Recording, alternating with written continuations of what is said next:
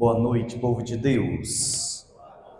Então eu gostaria de, antes de fazermos a nossa oração inicial, relembrar, ou para aqueles que não vieram na catequese passada, os dois livros base que estamos utilizando para as nossas catequeses. O primeiro é a Bíblia, né, que não pode faltar nas nossas casas, a Palavra de Deus.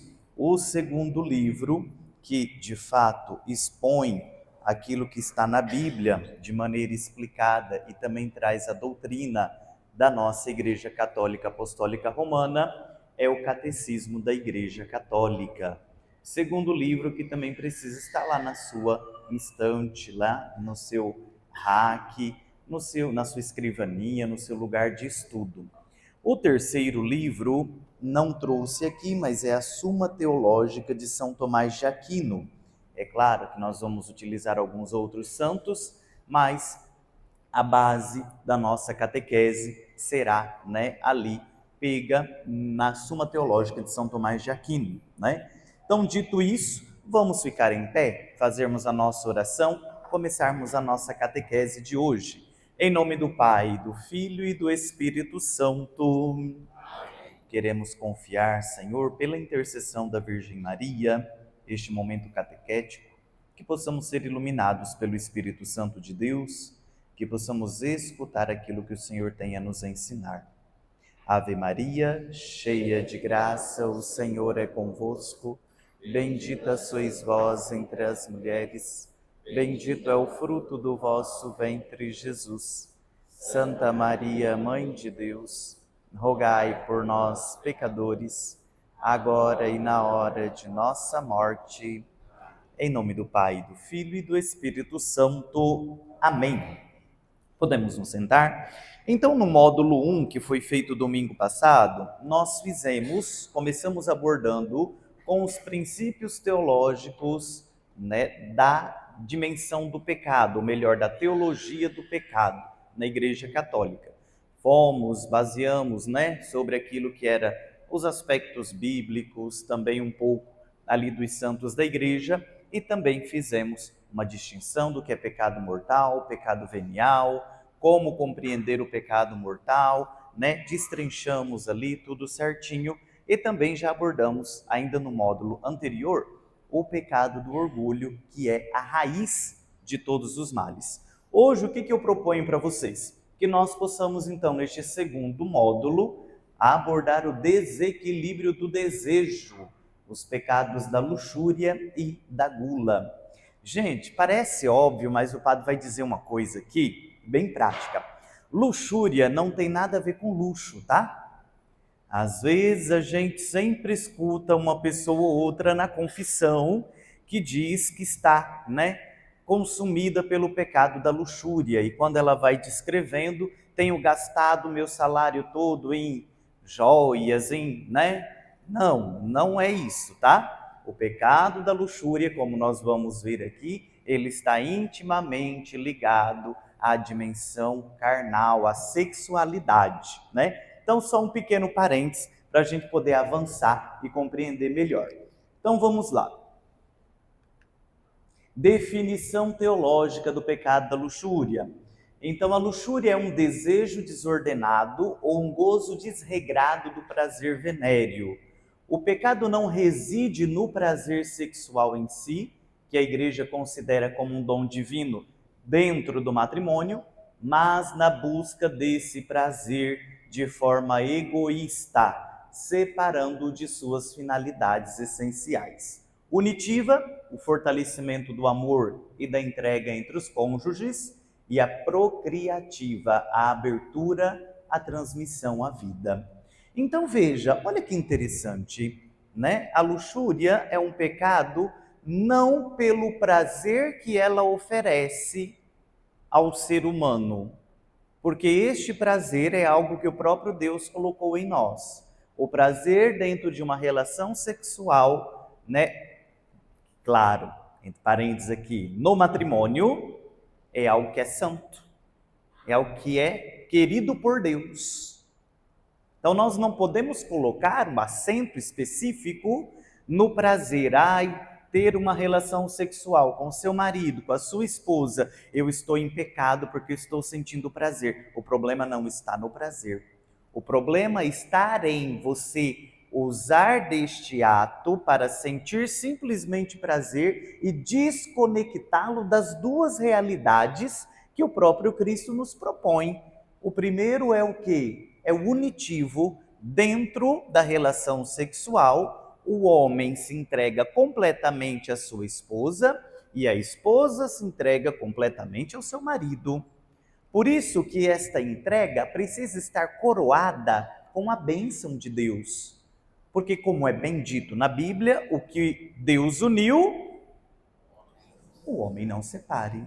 Então, todas as vezes que nós buscamos um prazer fora da aliança com Deus, ou quero dizer, fora daquilo que é a dimensão do sacramento do matrimônio, nós estamos entrando claramente no pecado da luxúria, né? Estamos nos deixando consumir não por uma vontade de união, de entrega do meu coração, da minha pessoa, a pessoa que eu amo e que eu escolhi para passar a minha vida com ela, mas porque eu quero simplesmente sentir o prazer daquele momento. Aí está o pecado. E quando, nós também suprimimos a dimensão da abertura à vida. Por isso que a igreja, nos ensina de uma maneira bem clara que a relação sexual ela não pode ser permeada de outros fins que venham bloquear a vida. E aqui a gente nomeia preservativo, anticoncepcional, coito interrompido, tudo isso é de uma certa maneira um pecado grave, entrando no pecado da luxúria. Por quê, padre? Porque você está suprimindo daquela relação, daquele momento íntimo, daquele momento de dom, a dimensão da abertura à vida. A dimensão da abertura à vida. Então, como é importante a gente entender que o sexo, ele é querido por Deus, Deus pensou nele, quando Deus criou o homem e a mulher, ele deu um mandamento: crescei e multiplicai-vos. Como vocês acham que Adão e Eva iam crescer e multiplicar? Por telepatia? Não. Então você já percebe que a relação sexual existe já desde os primórdios, mas existe uma responsabilidade, uma finalidade para este caso. E aqui nós vemos de maneira concreta a finalidade unitiva e procriativa. Avancemos. Por que a luxúria é um pecado capital, padre? Como nós podemos considerar que este pecado, que é tão pequeno no nome, seja algo tão grave? Eu acho que isso daqui vocês já estão até na medida de responder, não é verdade? Quem veio no encontro passado. Por que a luxúria é um pecado capital?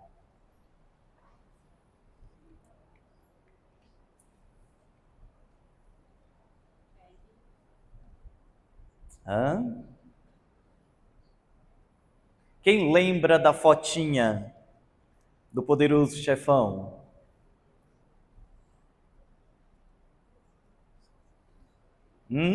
Dom Corleone, para ser bem... Vocês lembram por quê que os 7 pecados são 7 pecados capitais? Gente do céu, vamos lá, refrescar a memória então. Porque com a luxúria vem justamente, outros pecados grudados nela. Ela é um pecado locomotivo. O que é isso, padre? Ela é o motor que vem trazendo todos outros pecados com ela, certo? Então isso é importante a gente poder discernir sempre, gente, porque como a luxúria, e aí eu não vou avançar, porque nós vamos ver quais são os filhos da luxúria, ou as filhas da luxúria, ela vem trazendo outros pecados com ela. Só que tem um detalhe também aqui, a luxúria ela é um pecado mortal. Mortal, mortal. Por quê? Agora aqui sim vocês vão me responder já na lata.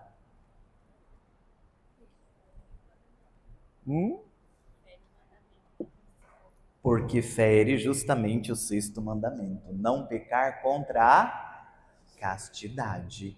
Vocês lembram da distinção daquelas 3 regrinhas para o pecado mortal? Lembram a primeira distinção? Ter conhecimento pleno, eu sei que é pecado.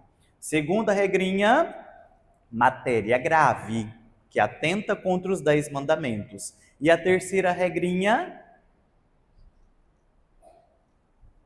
essa é a mais prática, consentimento pleno. Eu sei que é pecado, a matéria é grave, mas mesmo assim eu quero fazer e faço. Consentimento pleno. Então, a luxúria, ela se torna um pecado grave por causa da sua materialidade. Óbvio, né?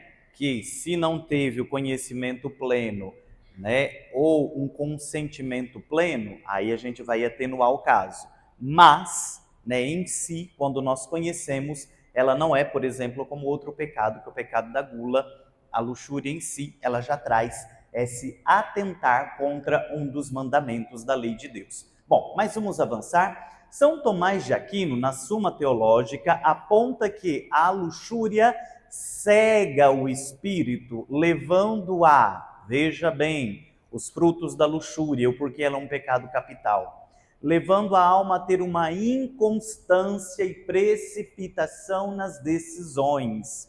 É aquela alma que levanta e hoje ela está completamente de Deus, ela é de Deus, ela canta Frei Gilson, coloca o rosário, 4 horas da manhã rezando, e ela disse, olha, minha casa, eu e minha casa serviremos ao Senhor. Meio-dia ela está num funk pesado, né? Já entrou no grupo da família, falou mal de todo mundo, denegriu metade de Rafar.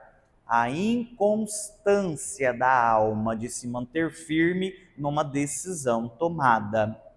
E a outra realidade, a precipitação nas decisões. O luxurioso, gente, a pessoa que se dá à luxúria, ela sempre faz as coisas afobadas. O que eu tenho que fazer? Vou fazer isso. É impulsiva. Eu não tenho um tempo de reflexão. Mas por quê, padre? Porque a própria luxúria vai consumindo a inteligência e a imaginação da pessoa. Então ela não tem um tempo de recuo, de peso nas decisões, e ela vai e ela age impulsivamente, né? Perigoso isso. O segundo, o amor de si mesmo até o desprezo de Deus. Gente, aqui é uma das coisas mais difíceis e mais duras dentro do pecado da luxúria. A pessoa se ama tanto, ela preza tanto sentir o prazer, que ela se coloca no alto de todas as coisas e ela despreza Deus. Ela despreza as coisas de Deus. Ela despreza, né, o próprio Senhor. O luxurioso raramente vai querer estar em ambientes sagrados. Raramente vai estar em ambientes sadios. Sadios no sentido de que lembram ele de uma vida eterna, de uma amizade com Deus, de uma espiritualidade. E aqui eu entro até já no próximo ponto, que ele tem um ódio aos mandamentos e à vida espiritual. Quando você fala para o luxurioso que você não vai fazer isso porque você não quer pecar contra a castidade, ele dá uma risada na sua frente. Ai, você ainda está nisso? Nossa, você ainda acredita nesse negócio de castidade? Não, eu prefiro a minha liberdade, viver livre. Eu sou livre. O luxurioso é aquele que tem ódio às coisas de Deus e ódio à vida espiritual. Ele não quer, não é dele, ele não vai aceitar ter uma vida com Deus, porque a vida com Deus vai tirando aquele prazer sensível, o prazer carnal dele. Os atos de luxúria, eu acho importante a gente poder nomear, porque senão a gente fica, até mesmo na confissão, é luxúria, mas eu não sei muito bem o que é. Então aqui, ó, bem claramente, se você quiser anotar, né, quais são os atos de luxúria, os mais conhecidos? A pornografia é um ato de luxúria, a masturbação é um ato de luxúria, O adultério é um ato de luxúria, o sexo pré-matrimonial. Ah, mas é com a minha namorada, a gente se ama e está com casamento marcado. Não importa, não são casados. É um ato de luxúria e são considerados aqui todos esses atos matéria grave, gente, né? É matéria grave. Mas e se a gente se ama? Porque quando a gente ama, a gente pode fazer tudo, né? Está aí para vermos o que é a doutrina da igreja. Qual que é o remédio? Castidade. Voltei. Castidade. O remédio para podermos vencer a luxúria, se permanecer puros diante de Deus, é a castidade. Oxe, mas e aí já não funciona para mim, padre, porque eu não sou padre, eu não sou freira, eu não sou frei, por que eu tenho que viver a castidade? Vamos entender o que é castidade, gente? Veja bem o que nos diz o Catecismo da Igreja Católica. A castidade significa a integração conseguida da sexualidade na pessoa e, por isso, a unidade interior do homem no seu ser corporal e espiritual. Traduzindo, o que isso significa? Que através da virtude da castidade vai haver uma integração completa do seu ser, né? Nós somos espírito, nós temos também a parte material e nós física e nós temos a parte psíquica. A sexualidade, ela vai nos ajudar a ter uma integração nessas três partes. E aqui, quando a gente fala de sexualidade, nós precisamos entender que a sexualidade não é sexo. A sexualidade é capacidade de relação. Por exemplo, pelo fato do padre estar aqui diante de vocês, né, se comunicando, falando com vocês e vocês estarem ouvindo, participando dessa catequese, aqui existe, né, uma sexualidade que está em ação, que não tem nada a ver com atos sexuais.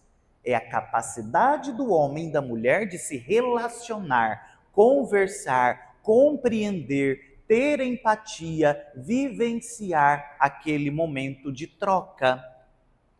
Isso é a sexualidade, né? Então é importante a gente poder colocar isso aqui em pauta. Por quê? Porque a castidade ela vai integrar o homem, a mulher no todo. O casto é aquele que está equilibrado na sua vida física, né, na sua vida espiritual e na sua vida psíquica.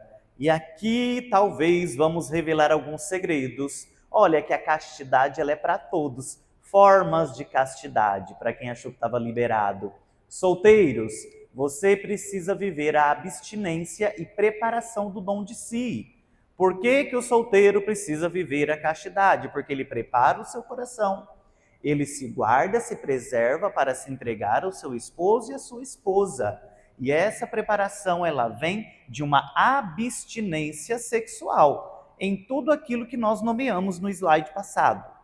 Nós temos também para os casados, mas o casado tem que viver castidade?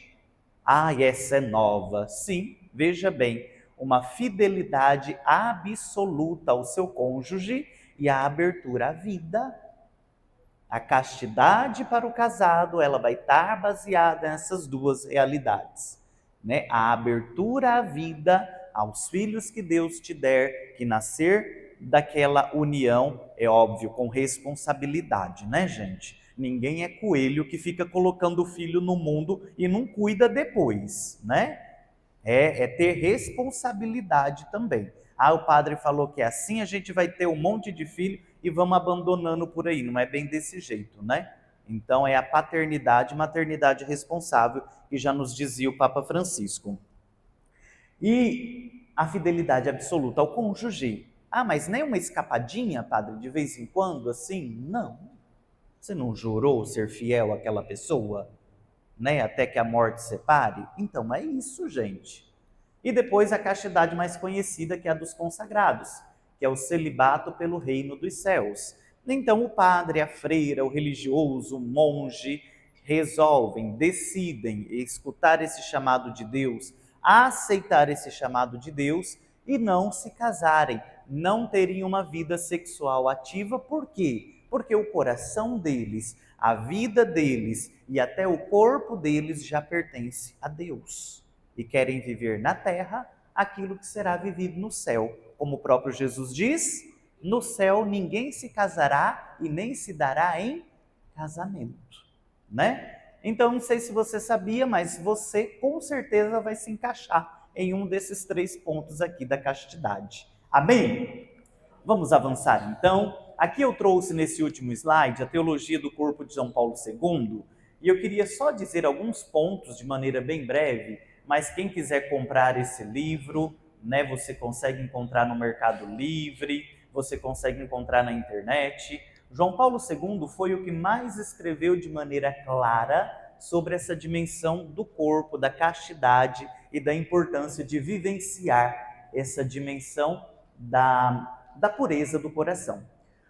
Porque o significado esponsal do corpo, fomos criados para o dom. João Paulo II dizia que a própria fisionomia do ser humano já apresenta, né, uma abertura a você poder se entregar ao outro.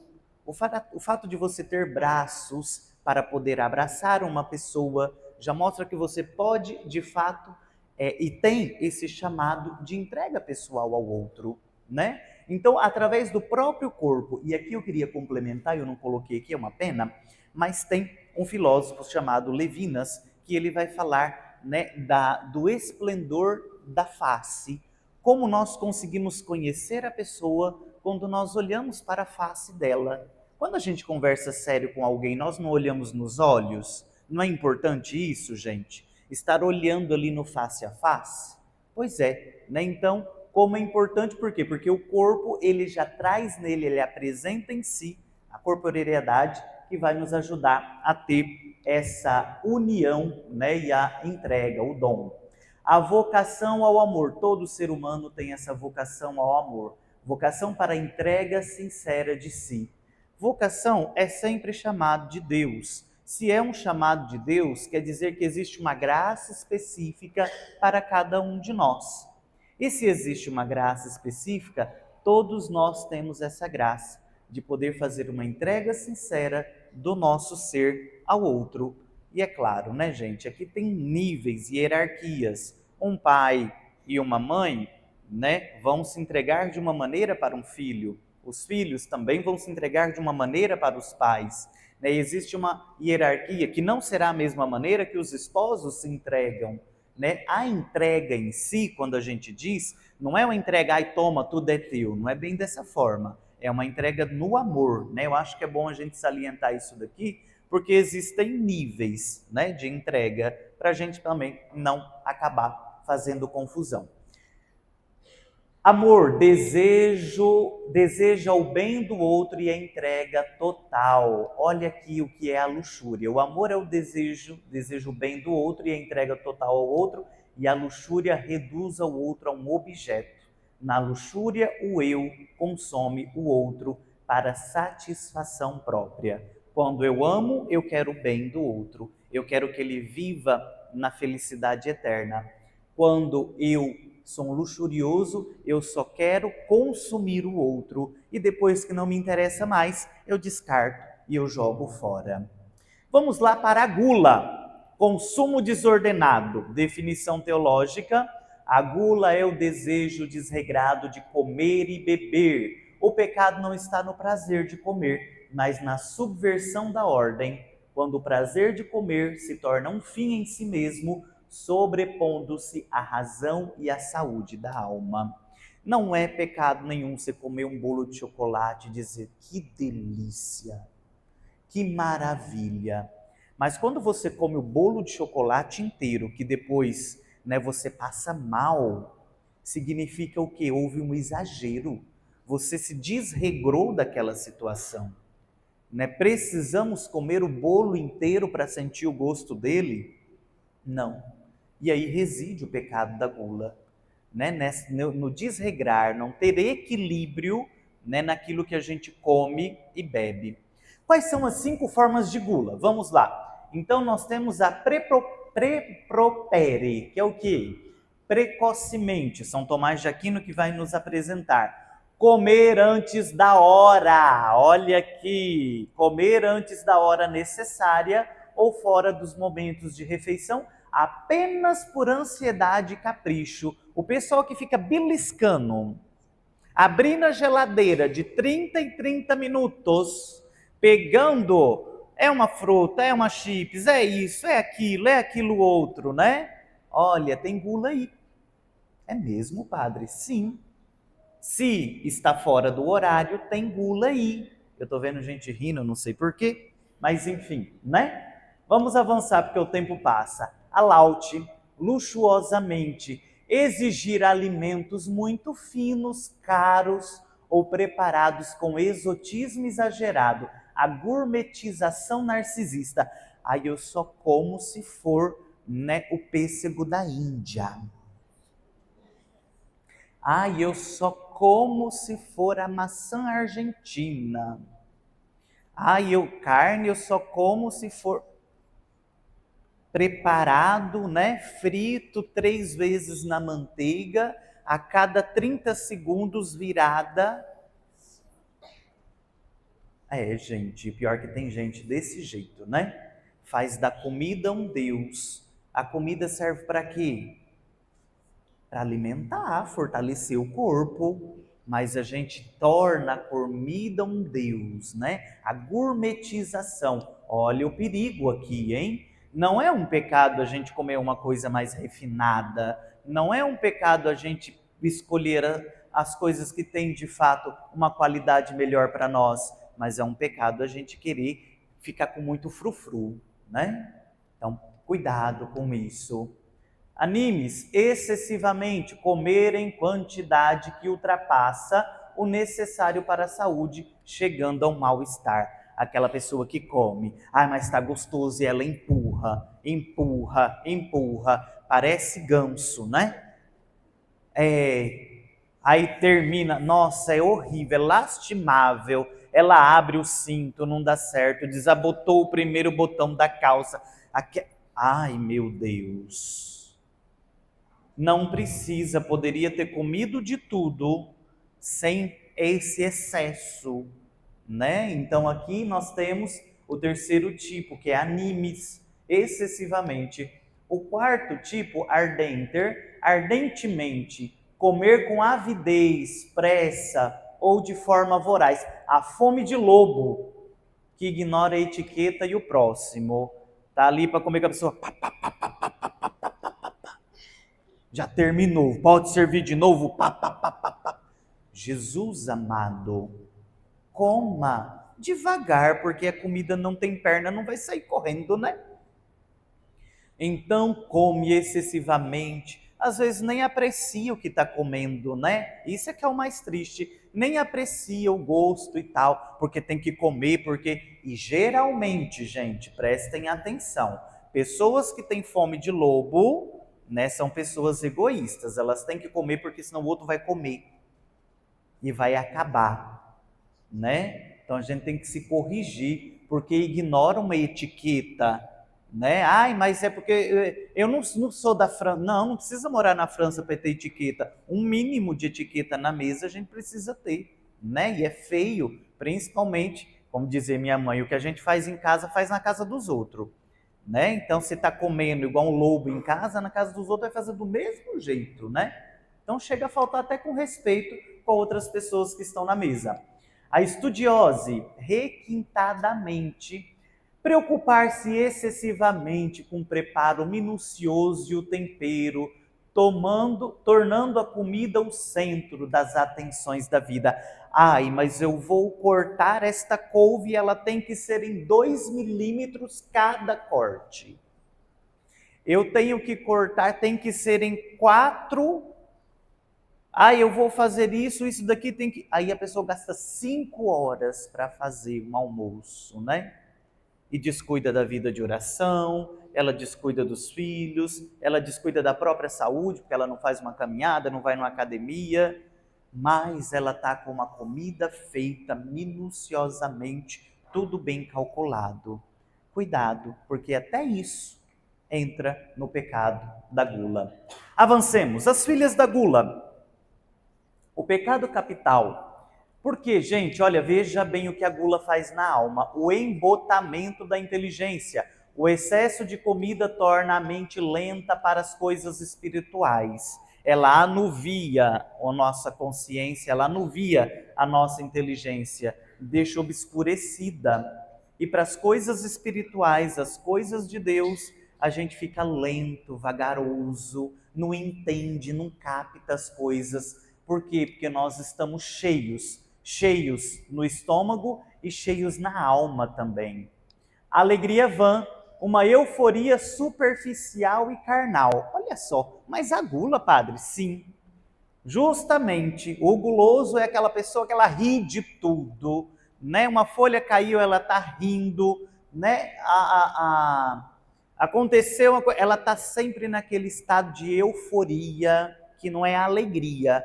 A euforia é diferente, completamente diferente. A alegria tem solidez, a euforia logo passa. Então, uma das filhas da gula é de fato essa alegria vã, né, que não tem fundamento, não tem solidez nenhuma. A outra, a mundice, o que é isso?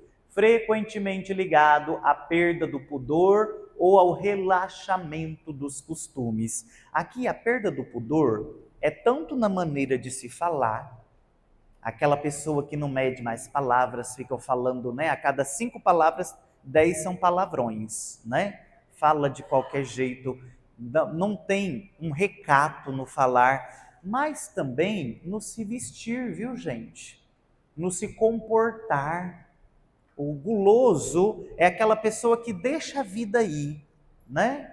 A pessoa que não coloca uma roupa digna. Eu não estou falando roupa de marca, né? Tem gente que sai na rua, que, meu Deus, mais poderia ter ficado em casa e pedido para alguém trazer a compra em casa. Né? Sai com um trapinho aqui, ó.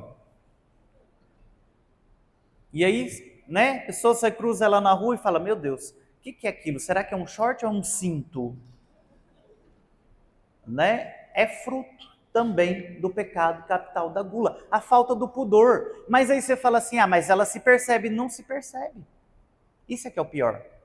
Ela não se percebe, ele não se percebe, né?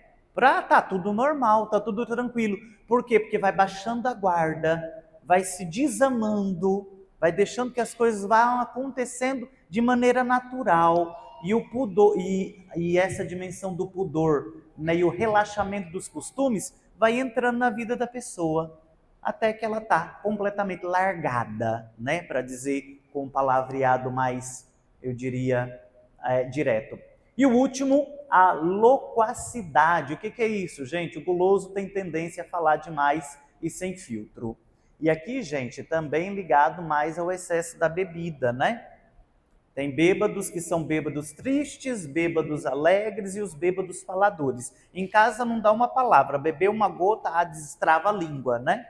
E fala, e conta coisa do passado, e fala isso, e fala aquilo outro. Né? A tendência de falar, sem filtro nenhum, sem finalidade nenhuma. Então, as filhas da gula. Ela só se torna pecado mortal, aqui é interessante a gente poder entender isso, só se torna pecado mortal em casos específicos, como quando prejudica gravemente a saúde de forma consciente. Eu vou comer esse pernil de porco inteiro, sozinho, sei que eu vou passar mal, mas eu vou comer. Né? Ou ele se acaba, ou eu me acabo, os dois acabam se acabando, né? Então você sabe que vai fazer mal para a saúde. Aqui eu queria entrar também em outro detalhe, que às vezes a gente não leva para a confissão, né? São pessoas que têm tipos de doenças específicas e que é proibida pelo médico de comer aquele tipo de alimento, mas ela come. Você está destruindo a sua saúde e isso é um pecado. Pecado grave. Você sabe que não pode comer. Você sabe que você vai passar mal. Você sabe que você vai para o hospital, né? Então, o cuidado. Quando se faz com que a pessoa negligencie deveres essenciais. Então, gastar o dinheiro do sustento da família com banquetes. Aí eu vou naquele restaurante chique que abriu em Piracicaba agora, gastou R$ 3.000 num só jantar e aí não tem no mês o dinheiro para comprar o leite das crianças. Pecado. Ai, mas pelo menos eu fiz a minha experiência. Legal. Mas veja, agora os seus filhos vão ficar um mês sem beber leite? Vai ter que ficar pedindo na porta dos outros? Sendo que você tinha o dinheiro para isso? Né? Então, quando a gente se descuida disso, né? Quando leva ao uso de substâncias que privam o homem da razão, pode se tornar um pecado mortal. E aqui, embriaguez completa, as drogas, tudo aquilo que de fato nos faz perder, né, a consciência e faz com que a gente também, consequentemente, entre em outros pecados. Bom, último slide. Qual que é, de fato, o remédio para a gula, a virtude da temperança? E a temperança é o equilíbrio, tá, gente?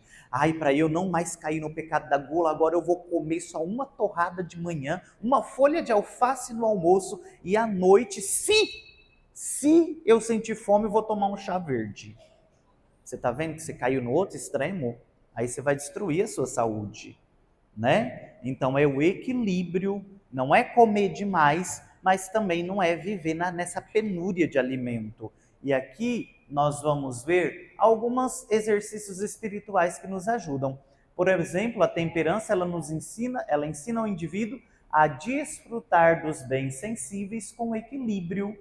Eu sei que a comida que está na minha mesa é para me alimentar, para que eu possa ter forças, cumprir as atividades que eu preciso cumprir, mas eu não preciso fazer desse prato de comida o meu Deus. Eu não preciso me acabar nessa comida, passar mal. Eu tenho que ter o equilíbrio. Já deu? Estou me sentindo saciado?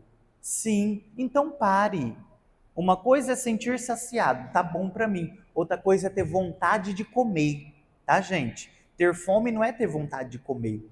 A gente pode sair de uma mesa tendo vontade de comer. Que não é normal a gente sair da mesa com fome, mas a gente pode sair de uma mesa com vontade de comer, sim, não tem problema. E também, é claro, a prática milenar da igreja, o jejum.